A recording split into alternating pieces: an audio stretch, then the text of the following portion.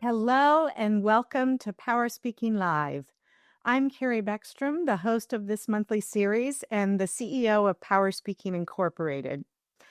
As you know so well, in today's work environment, success isn't automatic just because you're capable, smart, or hardworking. To secure a job and to successfully navigate new roles and promotions, it requires intention, self-awareness, and the ability to adapt, often in real time. Whether you're new in your career, aiming for that next promotion, or stepping into leadership, in order to be successful, the skills that got you there aren't necessarily the ones that will carry you forward. Today, we're going to be talking about what it takes to successfully navigate these types of transitions and how to do so with confidence and clarity. And joining me to unpack this very important, so relevant topic is Shveta Miglani. Shveta is a seasoned talent development executive who has dedicated her career to empowering individuals and organizations to reach their full potential. With a passion for unlocking human capabilities, she's navigated the ever-evolving landscape of talent management, leaving a lasting impact along the way. Shveta is the author of the recently published book, Navigate Your Career, Strategies for Success for New Roles and Promotions. And here she is celebrating the launch of her book in Times Square, New York with, I understand, Shveta, you had many family members, friends, and loyal readers with you for that great occasion. Yes, thank you so much. It was amazing. It was surreal. I still can't believe it. Yeah, it's incredible. And just to see yourself on this massive billboard must have felt surreal, as you say. It did. It did. And I still can't believe it. It's good to put up that picture. It's a good reminder of the hard work that, my team, everybody around me did. So thank you for that. You bet. In our conversations that we had leading up to this session, one of the things that stuck with me, I was asking you, how you were enjoying the process of your book tours and everything that goes into promoting and endorsing, advocating for your book. And what you shared with me is the most meaningful is when someone comes up to you and talks about something specific, some advice they gave and how it really made a difference for them. It just has to be really rewarding. It absolutely is. And when I got into this journey, it started with my PhD work where you suddenly realize there's so much research out there, and you can stand on the shoulders of giants when there is good work that you can take forward. So as part of my academic work, I actually had to write an academic dissertation and publish it. And it's always funny. I used to joke with my mentor.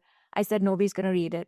It's too tough. It's too academic. It's too statistically, full of informations and numbers. So that's when it started for me, where I said, maybe I can take this information that we have put together for researchers, for academics, and take it forward for individuals, because I feel organizations as it is get so much help and they have deep pockets, but it's the individual who actually needs a little bit more help.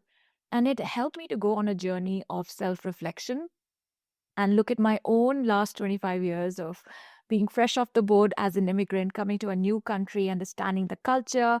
And it started with as simple as, although America speaks English, where I grew up, we spoke British English. So even when I used to submit my my projects in written form, I used to get all reds because I was writing British English and British spellings. Thank goodness for Microsoft Word, where things just got updated on its own. And I'm dating myself, but that's when It started because you're trying to adjust, and the transitions, that's where, a lot of us are going through that right now, whether we have lost jobs, transitioning into a new job, just got promoted, you name it. Transitions are at every corner. And how can you prepare yourself? And for me, that's where it all started, which was the academic research and the thought of getting this playbook in the hands of individuals who were like me.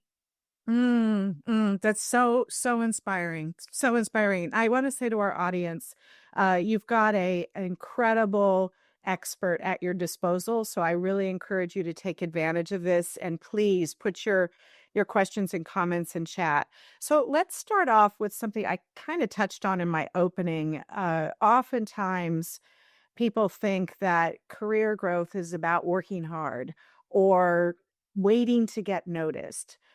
Based on your experience and your research, what's the most common myth people believe about promotions or new roles, and what's a more effective mindset to adopt?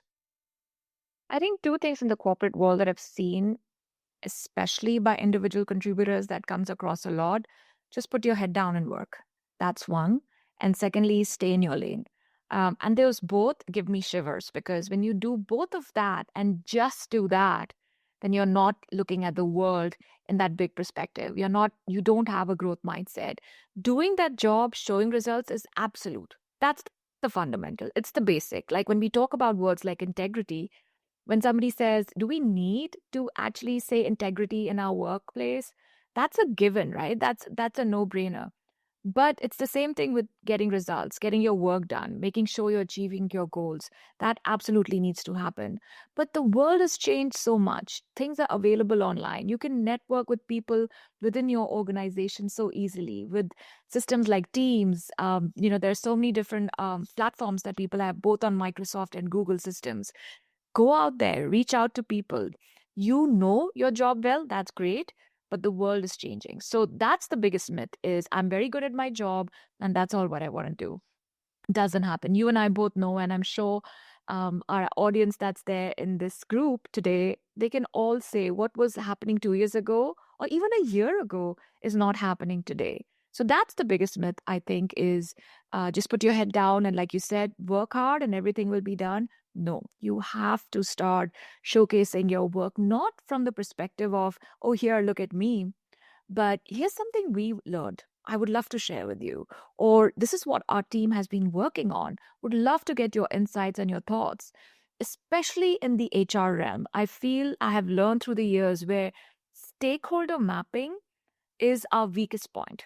And sometimes, if we are business partners, we are just looking at our business unit. If we are focusing on HRIS systems, that's all that we're looking at. But this is such a great opportunity being in HR. I think it gives me goosebumps to even say you're in HR. You have, a reach into every team, every, sub team.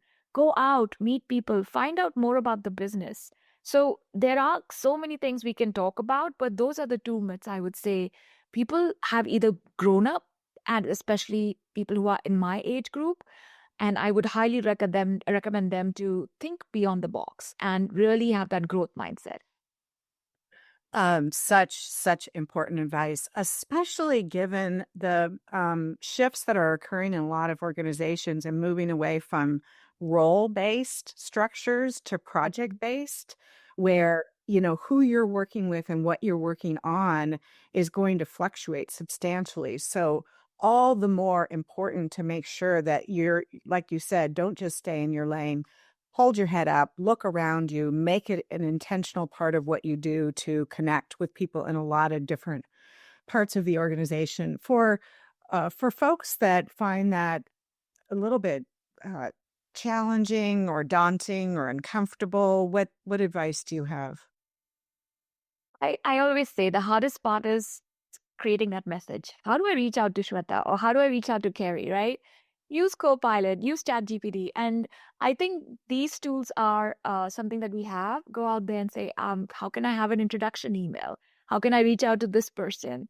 And I have in my years seen that whenever somebody reaches out to me, whether that's internal within the organization or externally, I always respond by either saying, yes, I have time, or no, because it's so important to make sure that if somebody's reached out to you, you should be grateful. They're looking at your skill sets and appreciating it.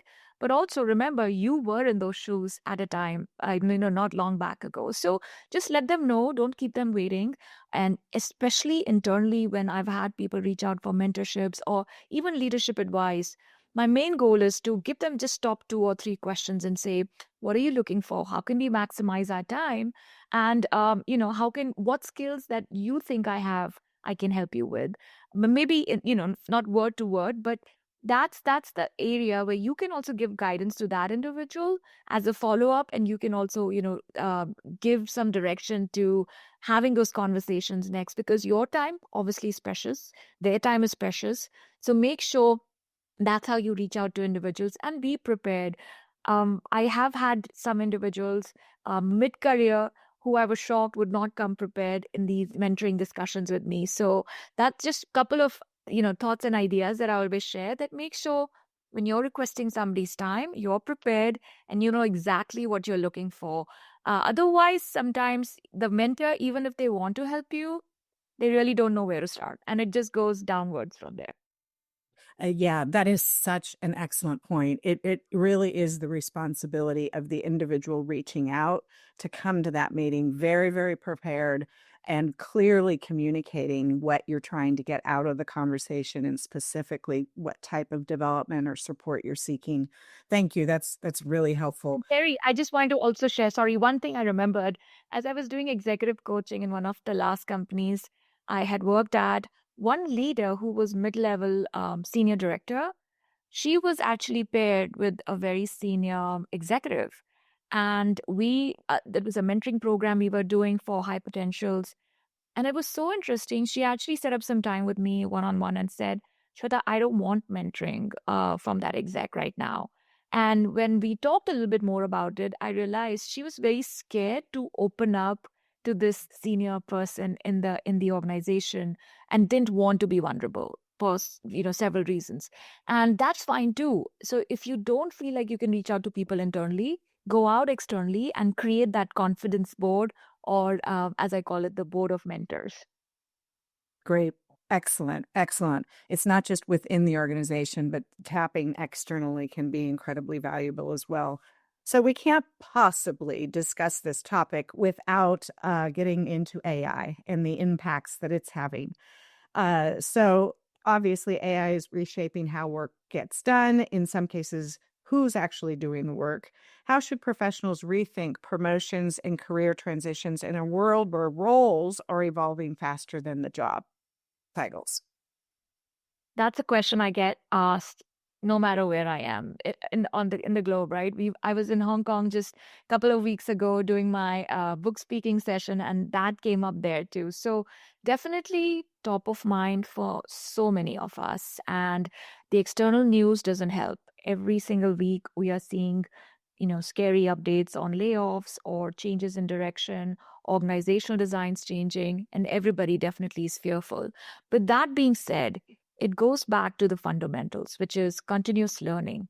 I would never get up in the morning and say, I mean, there are days I did say, but I would never do it, which is, wow, today I'm going to run, 10 miles, or I'm going to run a marathon without practicing or without building that muscle. It's the same thing with our learning capabilities. Yes, we've had a great paycheck for so many years doing a certain type of job, but on the work learning, looking at workshops, looking at books that you can continuously learn from is absolutely the basic necessity of moving forward, even if the world is going towards AI, which means, yes, if you go to a Google search today, you say AI 101 or understanding, AI for HR. You might as well get 30 different pages with 300, options. But the best way to prioritize this is do a skills audit for yourself, which means open up an Excel sheet, Google Sheet, whatever works for you. Write what are your skills for the job today that's required. And if you're looking for promotion, if you're looking for that next project, just go and find out what are the skills required for that level. It could be the same skill, but at a advanced level or at a mastery level. And then do that skill gap analysis for yourself to say, where am I on this and how do I get there? That'll help you to hone in. That'll help you to prioritize what you want to learn, because that's exactly what I hear from people in the audience, which is where they say, where do we start? It's so confusing. And I have a teenager, and so helping him on his time management skills, and because that's the same thing we all at different phases of our life go through, which is where do I start? How do I 24 hours? How do I get enough sleep, but still stay ahead of the curve? So it's the same thing. Get your time management skills high, make sure you're prioritizing, and use these tools to understand your own gaps and where you can go next. Mm, that's really great advice in terms of doing a personal skill analysis to help you really zero in on the specific areas. Because you're right, without that, it can seem completely overwhelming and daunting. In your experience and your research, given the fact that specific jobs, roles, tasks are being replaced with AI, what human capabilities are the most essential looking forward? I would say the top two that come to mind is collaboration. Like I said, you can do the best work, but if nobody's heard about it or if nobody has seen your skill set within the organization, especially our HR leaders, then you're just sitting at the shelf and have a skill that nobody's utilizing. You have to think about, how am I adding value to the business? Yes, they hired me a few years ago. I was the best in what I did, but am I really good at what I'm doing today? Now, with that skill analysis that I spoke about, also maybe create a column there to say, what are the areas that AI can actually help me to move forward so that I have more time to look at other things within the organization? For example, employee engagement surveys, which in the last decade have really picked up and being implemented so well in organizations, now with AI features gives the chance to HR leaders to look at the qualitative comments that they have received and create patterns around it and create highlights around it, which I remember being in the trenches with my team. We sat for hours or days or weeks just even looking at those comments and trying to analyze that. So where are those places within your team, within your organization, where you can actually utilize AI? There might be some upfront investment, but do it. Show your teams how to use it. Encourage them it's okay to use it, that they won't break anything. And I hope your systems are set up in that way that, they really don't break anything. But encourage that. I think it's just a matter of getting into the systems, understanding. I know when I discovered ChatGPT and Copilot, oof, I was so impressed. I was so happy to see the things it can do. And it's become my brainstorming partner, and it helps me by starting a discussion, starting a thought process. And then, of course, the human in the loop, that's me, helps in to look at what works and what doesn't. So there are so many different ways people can do that, and everybody's different. Lastly, I would say, once you have done that analysis, maybe you have a document doing that, go up to your leaders if you're in an organization where you need support to grow, where you need support to take workshops or learn, and get some feedback from your leader and say, am I in the right direction? What do you think? Because at the end of the day, in the context of an organization, your growth, your promotion, your next project comes from what they evaluate your skills as. And getting to know how that measurement is done is the most valuable thing you can work towards. Such concrete advice. We have some questions coming in from our audience. Rachel says, seems to me the authentic way to network and reach out is to follow your own curiosity so that it's not about what should you ask, but what do you want to know? I like that. Okay. Could you, sorry, I'll just read it again. Yeah, no. Seems to me the authentic way to network or reach out is to follow your own curiosity so that it's not about what should you ask, but what do you want to know. So to just really, really lead with curiosity, which does ensure that you're really going at it in a very authentic way.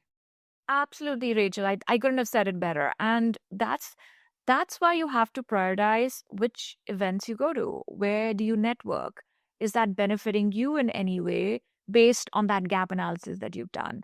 In today's world, as much as I appreciate the events and opportunities, I also think it's overwhelming. There's so much out there that you will need to prioritize your time and focus on what's right for you. And same way when you approach someone, always have your elevator pitch ready. If you do get a chance to read my book, that's one of the first things I write about in my chapters, which is how I, through the years, honed that. And I still feel like I'm not doing the best job, but I'm getting there. But have your elevator pitch ready. Talk about, what you're working on, why you transitioned, and what does the next step look for you. Having those, answers in your pocket is very helpful. Being a little prepared is always good. Mm-hmm. Great. And by the way, I believe when I was introducing you, our producer dropped a link to your book in chat. So that's available to our audience as a resource. We have a question from Haley Galver. She said she was laid off due to a reorg from a large company. She's hoping to get another job at the same company. However, a different opportunity may be available for her at a smaller company.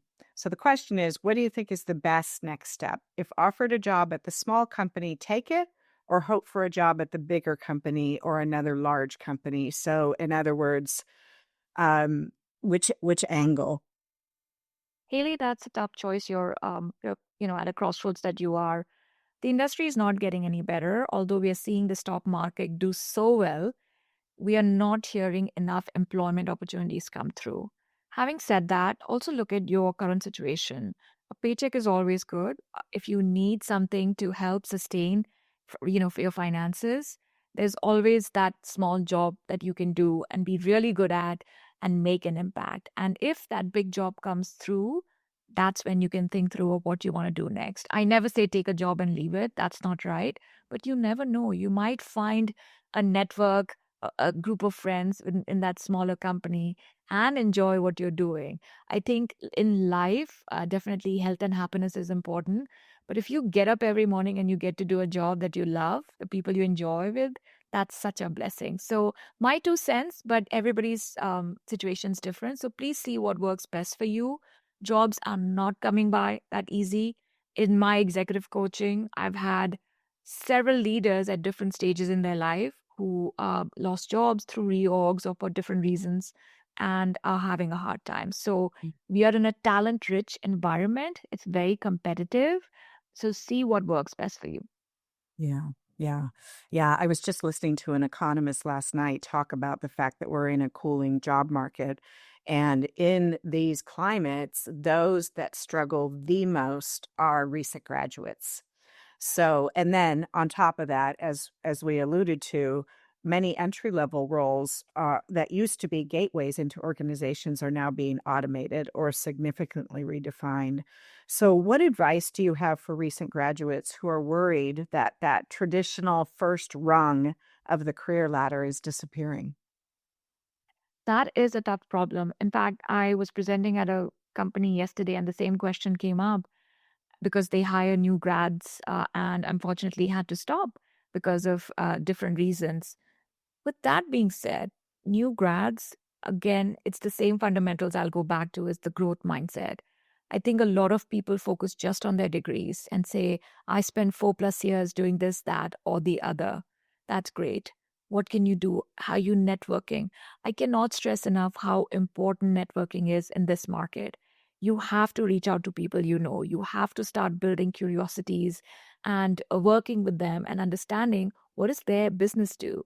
How is everything related? So for me instance, I was been in tech company for like 25 years, both in the semiconductor and software, and they both connect really well because there is firmware in the middle of these systems. I don't want to get too technical, but I'm not a technical leader. But for me, anytime I step into a role, understanding the business, the products, the services are so important. So you will need to do a lot more homework before approaching a job that you like. They will need to work out and network a lot more. And in today's environment, which I wish we had 20 years ago, there are open events, open conferences that they can go to, learn, just continuously learn. I know they must be exhausted after 4 years and graduating, but it doesn't stop. It just doesn't stop. That's wonderful, wonderful advice. Can you give like a concrete example? Because I like how you talked about the importance of not just talking about your education, but what else, what other skills you've acquired in various ways that can provide value in the role, in the job. So, what should they focus on leaning on or communicating to stand out in interviews? The best example I saw of this was I was at a company, Pure Storage, doing very well as an organization. I was working with them and I was sitting and watching a panel. And I had this amazing engineering leader.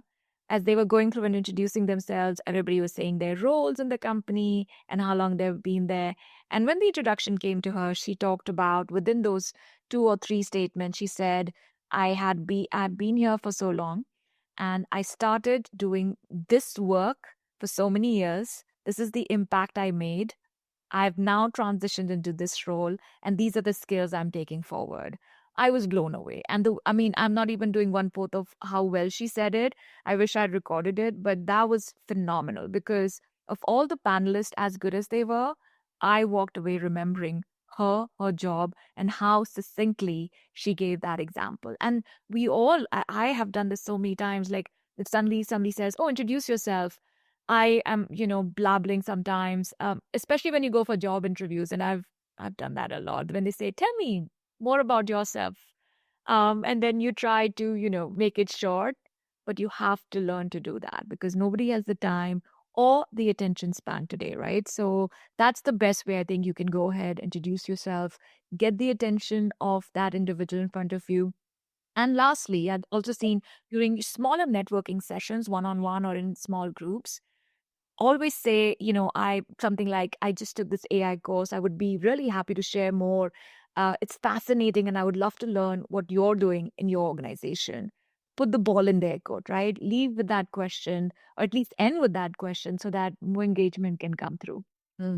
Great, great. So again, such practical advice. And uh, it goes back to the point you were making, and I think you said this is the leading part of your book, is the importance of really having that elevator pitch, that pithy, compelling elevator pitch, one that you can communicate really clearly, concisely, and with impact. I want to talk about something you refer to as the new role reality gap. You write about the gap between earning a new role and succeeding in it. What are the top 2 to 3 mistakes people make in their first 90 days, and what should they do instead? I think the first 90 days are always confusing, filled with all different emotions. People are excited to showcase their talent. Even the context that they enter organization might create pressure and say, "Well, Shweta, it's great to have you, but we needed you yesterday." Even small comments like that, and I've heard those. There's a lot of pressure for that individual in the first 90 days. So, strategically planning even before you step foot virtually or on site in that role is very important. In the book, I actually interviewed one of the EVPs in MasterCard, and he talked about the work that he did for 2 weeks. I mean, he was lucky he got a 2 week break in between where he could do some work. So if you do get some time between jobs, please take it, but utilize that to not just rejuvenate yourself but also learn about the company. He looked up at the business financials of the organization. He made sure he understood the product and services of the organization. He was on the finance side, so a lot of that was a no brainer, but he didn't know the engineering or what goes behind the whole MasterCard company and how do they design not just the policies and the processes, but also how are the systems working online. So he did whatever he could to understand, and wherever he had a question, he got ready. The second thing he did was created a stakeholder map. Absolutely important for our HR leaders on this call. It is one of the most important things. I have had my failures when I've not done correctly because part of me believed I'm reporting to my boss and that's it. And in reality, there are so many other stakeholders who have a voice, not just in the success of your team, success of your projects, but also success for you for getting promotions. And the best person to help you with that stakeholder map is to start with is your hiring manager. Then take that forward and have meets and greets with 3 people. Every person you meet, ask them to recommend 2 or 3 more people that you can meet, right? It's building, this is where that web of network really comes to.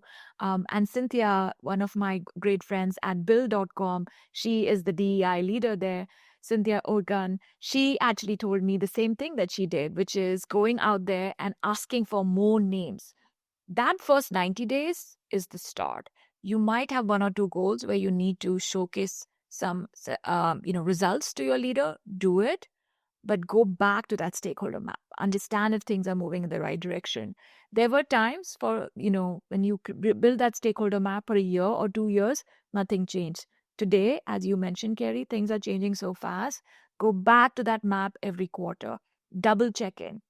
I had an executive leader at PayPal, and overnight, her leader left, and she was asked to step into that role, and I was doing a coaching session with her, and the first reality that struck her was, oh my goodness, my peers are now going to report to me. How do I deal with that? And then my stakeholders have drastically changed, because where she was working on a single vertical with external stakeholders, now that has expanded. So we sat down, created that stakeholder map for her, built a communication plan from here, from what now and how frequently do you reach out to your stakeholders. We did a lot of planning. So, with all these concrete examples, Carrie, my whole goal is there's work to be done. And especially if you get promoted within the organization, don't think you know everybody and it'll just come as the next level easily. Your world changes, your perspective changes, and you have to make sure you not only know that, but you also communicate that with your team. Yeah. Wow. I would love to just net out what you said. There's because it's just such rich advice. And in my experience, and I've been in this business in the workforce for decades, that is rarely explicitly communicated. That's something you need to learn from someone like you. So in other words, what I'm hearing is in that first 90 days, you of course want to be really, really intentional about understanding the expectations that your leader has of you and specific deliverables that are expected in that first 90 days. Concurrent with that, though, is starting to build that network. And you have such a concrete way to go about that. It's that stakeholder map and analysis. And as you said, start with your leader, but then with each stakeholder you meet, ask for two or three more. And then the importance of ensuring that you're taking the effort to update that map on a quarterly basis. Because as you said, in today's environment, things shift so radically. And just a quick story, I've shared this in a previous episode.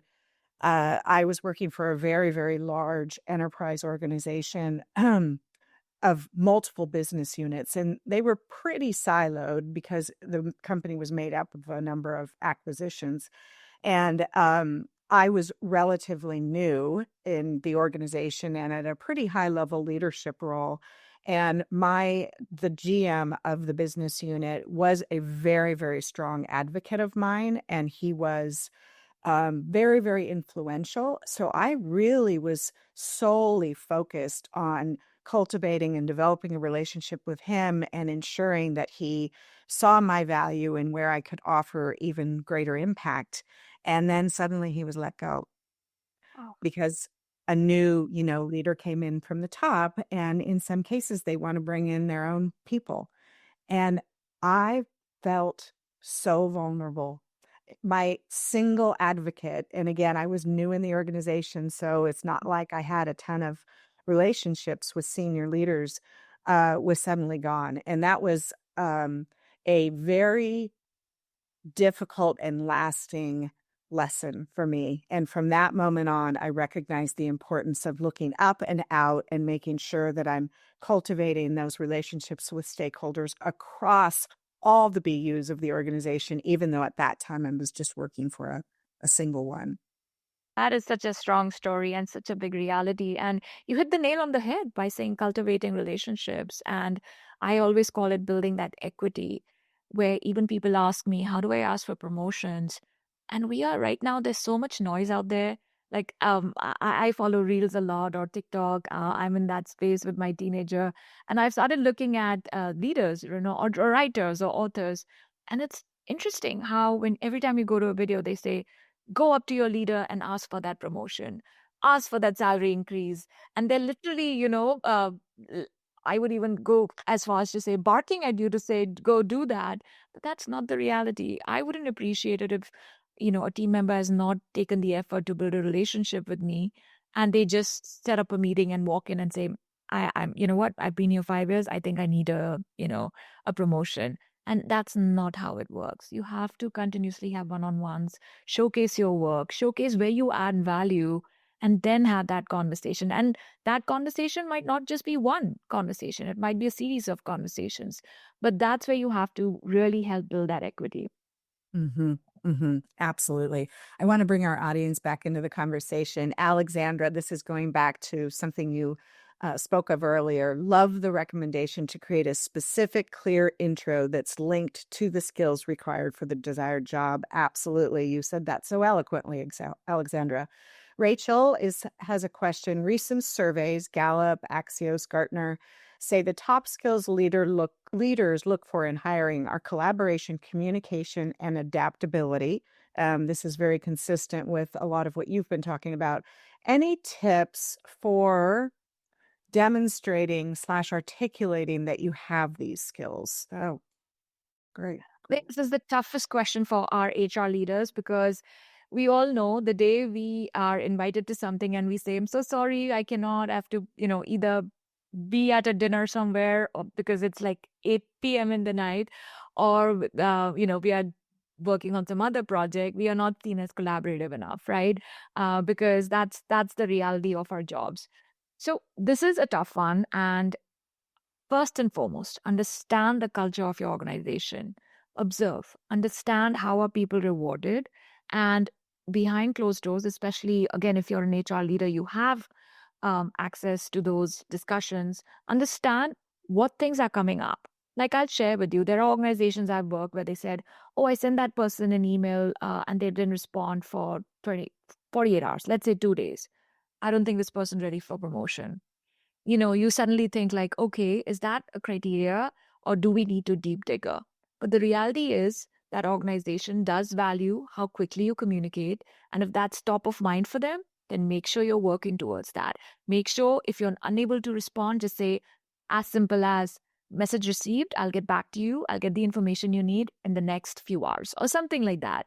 I always feel emails are like, for those of us who had rotary phones, we all grew up on that. When you call somebody and somebody says hold, you're holding for that person to respond. I feel emails are same way of you're anxious, you're waiting. And especially if you're reporting to your boss with a data point or something you need from that other person and they are not responding, that nervousness hits the ceiling and it becomes a ripple effect. So the best way to demonstrate is on daily basis. Showing up is another big point. I know in the virtual environment, it can go either way. It can either be too easy for you to show up because you're going from one meeting to the other on your desktop, or if you're on site, how do you make sure you show up and be available to either collaborate or move forward or give your insights? Lastly, I think the bigger the organization, sometimes, and I'll say this, I know a lot of people might be hesitant, but I've seen it. So I can easily say that political and team dynamics do play a big role. We've all seen variations of that. So you have to be careful and not step on mines, but rather say, who are the people who are open to collaboration? Who are the people I can work with so that I can share the work that we have, what we are learning, and how we are doing? And being, again, going back to growth mindset, if you have that as your basic skill, then doing these things and demonstrating that on a daily basis is really going to help build that brand for you. Wonderful. Uh, Again, so much in there. Going back to Rachel's question, I think this is more specific to in an interview. So let's say you're an unknown and you're in an interview and I love let's use the example of a recent graduate because you brought up the great point that you don't only want to showcase and touch on your education and the value that how that's going to translate to value in the organization, but uh, you want to be able to demonstrate your strengths in these human capabilities, adaptability, communication. What advice do you have for um, highlighting the strength you have in those areas? Sorry, Rachel, I misunderstood your question. Carrie, thanks for bringing me back to that. Um, the best way is examples. Whenever I'm on the other side of an interview panel and I'm interviewing someone, them saying I'm very collaborative is great. Start but I would love to see some examples. And so always be ready with those 3 areas or more or skill sets, especially look at the job description and what else they're looking for. When it comes to collaboration and communication, some of the examples I just gave, as within a project, how you could work, depending on the job level that you're going for, that's the example you can give. And then talk about the impact. I think that's one thing a lot of people miss out, and especially people who are right now going through transitions or interviewing. That other person might have interviewed 10 people already. How do you differentiate yourself? A lot of people I've seen love using ChatGPT sometimes for a lot of these answers. That's a good start. That's a good brainstorming partner, but make it yours so that you can sit down and talk about, oh yeah, I actually worked on this project and collaboration was the center of that, and this is the impact we made. Take time, sit down with a yellow pad or a notebook and write about your experiences. A lot of us in mid-level or sometimes at senior level also forget the work that we have done, and it's very important to go back and remember the things you focused on, and then say, okay, what areas is this connecting to? Is it collaboration, adaptability, or communication, right? So just a few examples there, but there are so many other ways that you could use those 30 minutes of that interview in a more optimized manner. Yeah, excellent. I as someone who interviews a lot of people and has hired a lot of people throughout my career, I wholeheartedly agree with you. And I would just really stress the importance of don't wait to be asked. So come into that interview prepared to speak about, in addition to my research, my analytical skills, I'm highly collaborative. And here's a specific example. And to your point, as specific as you can possibly be. And I really like the point you made about also translating that to the impact. Here's what I did that demonstrated my collaboration skills, and here's the impact it had on the team or the result or whatever. We've got another question. What's your best advice for an interviewer when an interviewer asks, "What are your worst?" or "What do you need to work on?" Oh, that's such a trick question. I never like that question. What are your Because worst at? Sorry, yeah. I think that there are parts of you that doesn't, you're like, oh, what do I say without really looking bad at something?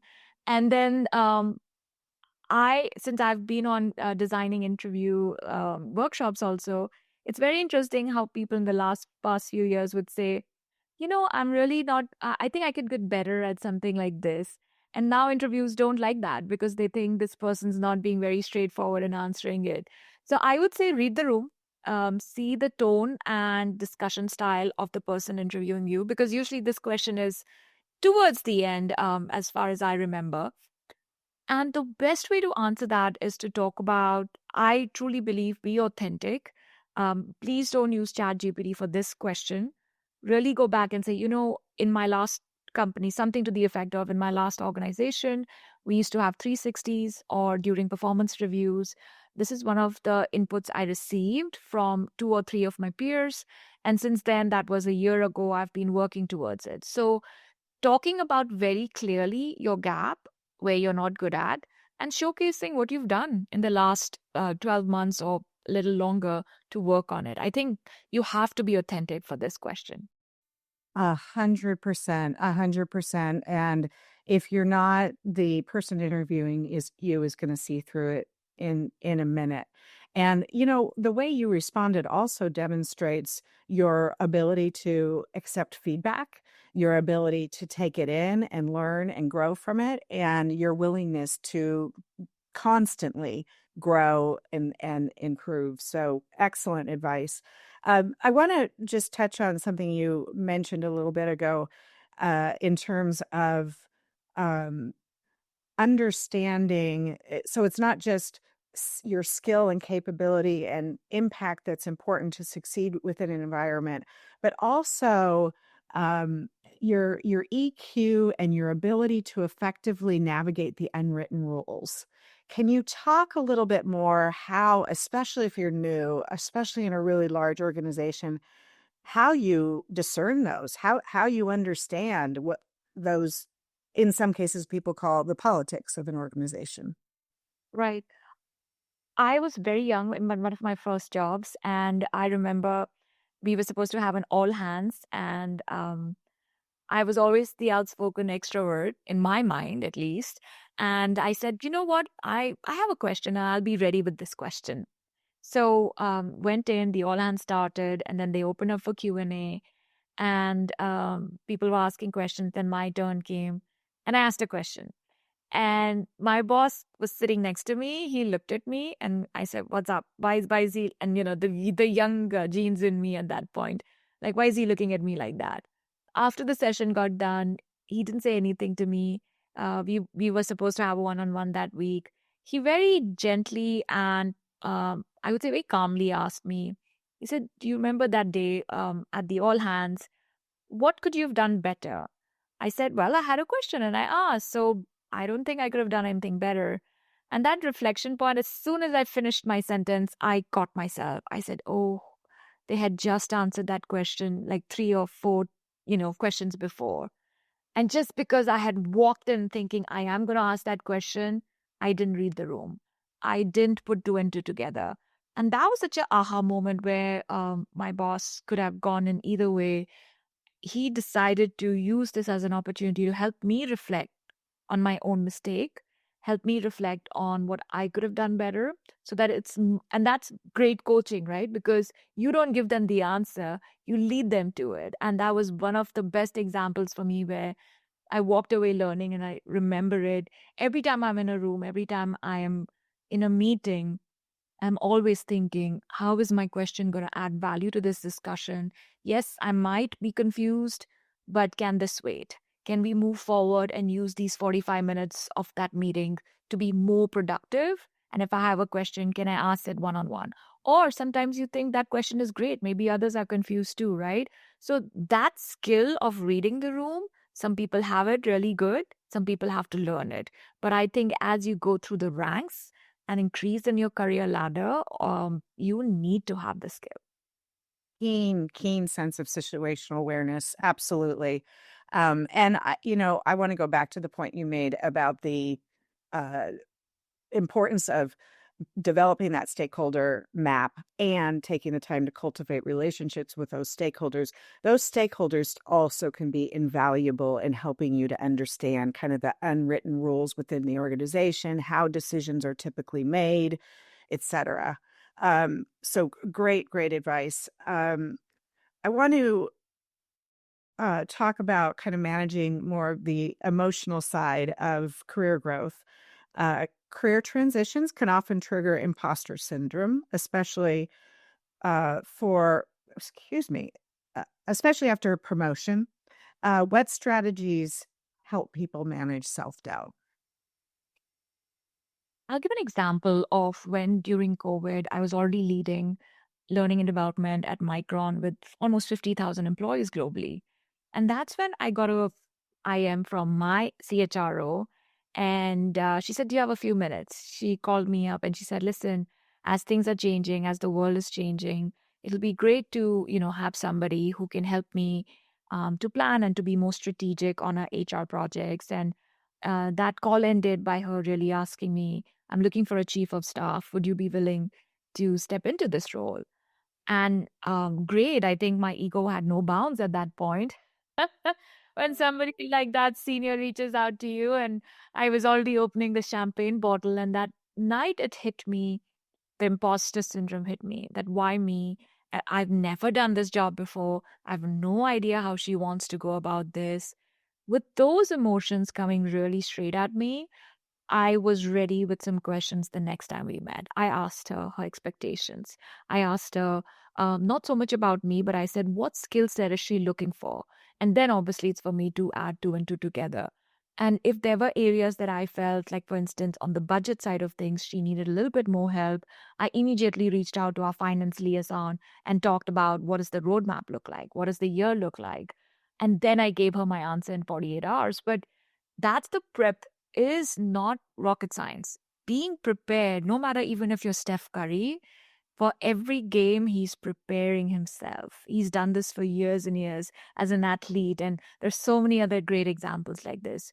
But that's one thing we forget. Just because we are in a routine, we get up every morning, we go to work, it's the same people, same commute. we forget we still have to be prepared. And this is one example of how you can help yourself by being clear about the role, being clear about your skill set, and being vulnerable to say, okay, maybe these are one or two areas I need to work towards. So go for that. And I think the imposter syndrome will vanish pretty quickly. Yeah, yeah, and I love the reflection and the approach you took because it helped you to get out of your head, swirling in that world of self-doubt and get kind of concrete. Okay, I need to gather more information. I need to more clearly understand the expectations, the skills required, and then I have a roadmap to help, shore up any gaps. Uh, Very excellent. We have a question from Lonnie. We work with many scientists, engineers, and researchers who work is outstanding, but not always visible to decision makers. In your experience, what holds this group back from promotion and what communication habits distinguish those who advance? That's such a great question, Lani. And that's what my last 20, 25 years have been is working with these kinds of individuals who are just brilliant, brilliant people to work with.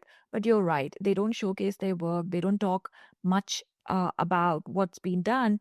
And they just carry along and dive deeper into the technical world. But I think this is where clarity from HR's perspective is really important, which is what are the different roles? What are the different skill sets needed in these roles, the leveling of these roles. So, having that map in front of the leaders of these technical people is first and foremost the most important anchor that you could put in your organization. That's first. Secondly, is I'll go back to the skills analysis, right? That's a no brainer where you look at that and say, where am I? Where can I work on that?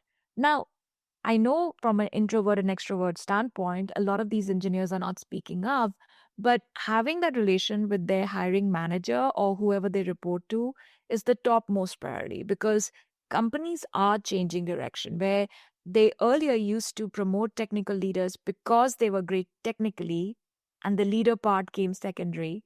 But now companies have changed direction. And of course, the work you guys do at PSI is the same thing is to help these individuals to understand being technically good at one thing is good, but how do you communicate that further with others? How do you make sure you are collaborating, which means it's a two-way street and you're sharing with others? Now, a lot of companies have, just you don't need to know what one team is doing. Just be very careful about that because big technical companies, especially the big five, sometimes have that issue where they say, just be in your team. You don't need to know what's happening because it's confidential. So be careful. Understand your culture. Again, goes back to the basic of understanding your culture, the policies. And when in doubt, I always say reach out to your business partner. I think the business partners are the best tool you have for yourself, and they can guide you onto what's the best way to do that. So, Lonnie, I don't know if I answered your question, but I'm trying to be comprehensive from an organizational standpoint and that individual standpoint too. Yeah, absolutely. Yeah, that hit on many different areas, and as Lonnie knows, this is an area where we can really help. It's right within our wheelhouse, and helping people who are highly technical, very detail oriented, translate their message in a way that really resonates with senior leaders, for instance, is a skill set. And just like you say, it requires a lot of practice to get it really well. Okay, so let's close with if listeners remember just one idea from navigating your career, what's the single most powerful move they can make this year to position themselves for growth? I would say, first and foremost, growth mindset, because the growth mindset is that roots that you need within that large tree that you're trying to develop, and that large tree can go directly up towards the sky or branch out and nurture other teams and other people. The growth mindset is so important is because it's where you see yourself opening up, where you get up in the morning and you say, what am I ready to learn today? And that's obviously where I think people can utilize the 7 strategies that I've put in place and implement it. Reading a book is great, but if you don't implement it, you're not going to get anywhere. It's like I always joke with my family. I just bought these amazing running shoes. and these running shoes are really going to help me to get to my, health goal. But if they're just sitting there on the side and you don't apply them, it's no good. So growth mindset is the fundamental, and then application of what you learn is the next best step. Oh, wonderful.